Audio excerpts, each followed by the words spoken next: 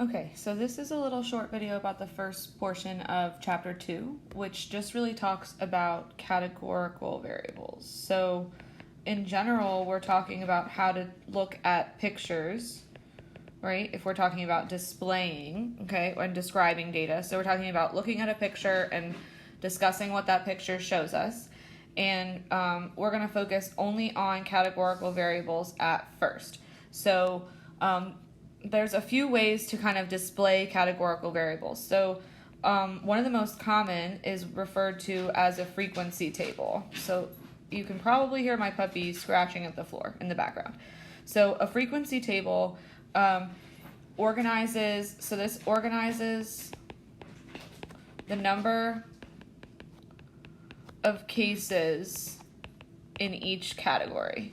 So this is like a little table that usually looks like this, right? It says like category, the categories are on a list here and they're listed out, and then the frequency or the number of cases or subjects within each category is listed in the column to the right, okay? So then there's one other thing that we could do with this particular information, and that is calculate if we had this data.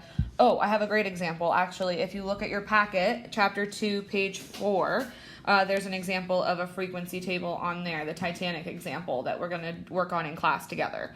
And then there's another thing we're going to do together, but I'm going to define it here in the notes, which is relative frequency. So this is always like relative to what, okay? So in this particular case, this would be relative to the total.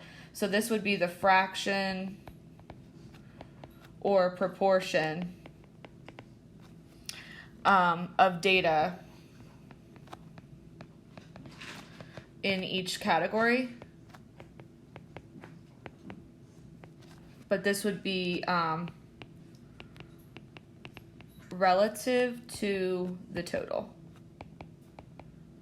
right? So each time we would want to divide the frequency by the total and then multiply by 100 to convert that into a percentage. Again, this is something that we will talk about together in class, okay? And then there are only 2 categorical data displays that we look at, and we're only going to be able to draw one. So let's start with the one that I can't draw, but we've all seen it, and that's a pie chart, right? I mean, I can't accurately draw a pie chart. That's not fair. I could draw a fake pie chart, right?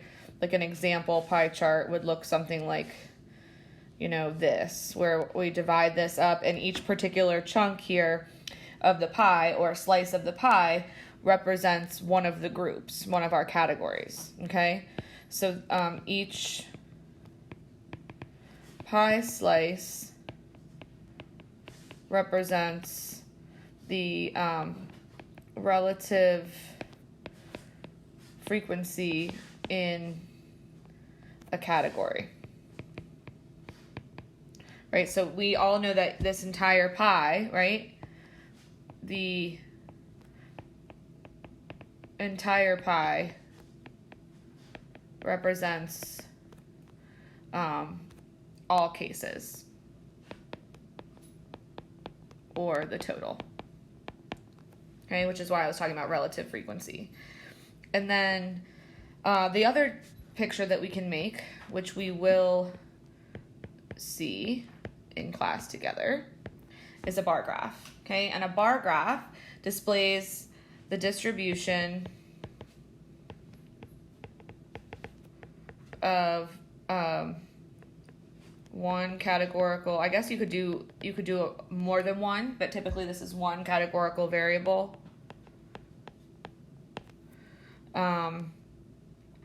With the x-axis represents the categories,